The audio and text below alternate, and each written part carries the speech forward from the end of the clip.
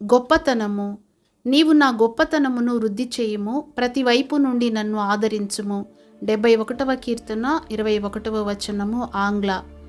దేవుడు నీ గొప్పతనమును వృద్ధి చేసినప్పుడు ఒక విషయము ఎంతో నిశ్చయము, అన్ని చోట్లను ప్రతి వైపు నుండి ఆదరణను నీవు కనుగొందువు. మరియు నీ యొక్క పరిశోధనలు శ్రమల సమయములలో ప్రభువు తానే నిన్ను ఆదరించును. దానియేలు 8:4-7లో పొట్టేలును గురించి చదువుచున్నాము. అది పశ్చిమముగాను ఉత్తరముగాను దక్షిణముగాను నెట్టుకొనుచు గొప్పదగుచుండెను. ఆ పొట్టేలు కొమ్ముతో పశ్చిమముగాను ఉత్తరముగాను దక్షిణముగాను పొడుచుచు అది తనకిష్టమైనట్టుగా జరిగించుచు బలము చూపుచు వచ్చెను, గొప్పదాయను. ఆంగ్ల తర్జుమలో. మనము 2 విధములుగా గొప్పవారముగా మారవచ్చును. మొదటిగా 71వ కీర్తన 21వ వచనము ప్రకారము దేవుడు నీ గొప్పతనమును వృద్ధి చేసినప్పుడు వాస్తవముగా నీవు గొప్పవాడవగుదువు.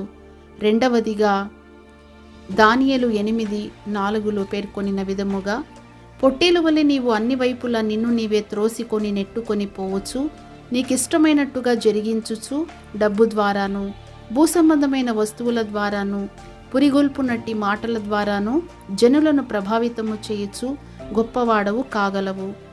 ముందుకు త్రోసికొనుచు నెట్టుకొనుచు దాని మూలముగా గొప్పదైన ఆ పొట్టేలుకు ఏమి సంభవించెను? 5-6 వచనాల్లో ఆ మేకపోతు భయంకరమైన కోపముతో వచ్చి పొట్టేలును నేలను పడద్రోసి నశింపజేసెనని చదువుచున్నాము. రాజకీయముగాను ఆధ్యాత్మికముగాను ఏ విధముగానైనను నాయకులుగా ఉండగోరి బలాత్కారముగా అధికారమును ఆక్రమించుకుని వారందరికీ ఇది ఒక గొప్ప హెచ్చరిక అయ్యున్నది. ఇతరులతో పోటీపడి నిన్ను నీవే త్రోసికొని నెట్టుకొని గొప్పగాగుటకు ప్రయాసపడుట వలన జనులను ప్రభావితము చేసి లేక పలుకుబడి చూపించి ఇతరులను ఆకర్షించున్నట్టి వక్రమైన మార్గములతో ప్రజలను నీ వైపు వశపరుచుకొనుట వలన నీవు గొప్పవాడవు కావచ్చును. కానీ దాని యొక్క అంతము వినాశకరముగా ఉండునని జ్ఞాపకము చేసుకొనుము. నీవు చేపట్టిన ఆ పదవిలో లేక హోదాలో నీవెన్నడూ ఆదరణను కనుగొనలేవు. అయితే మరొక వైపు దేవుడు నిన్ను హెచ్చించినప్పుడు ఎవరునూ నీకు విరోధముగా నిలువలేరు. తదుపరి ఒక్కొక్క సంవత్సరములో ఆయనే నిన్ను ఓదార్చి ఆదరించును.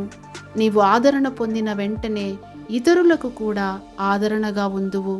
నీ సామర్థ్యము నిన్ను ఉన్నత స్థానమునకు తీసుకొని పోవచ్చును, కానీ నీ స్వభావము మాత్రమే నిన్ను ఆ స్థానములో నిలవబెట్టును.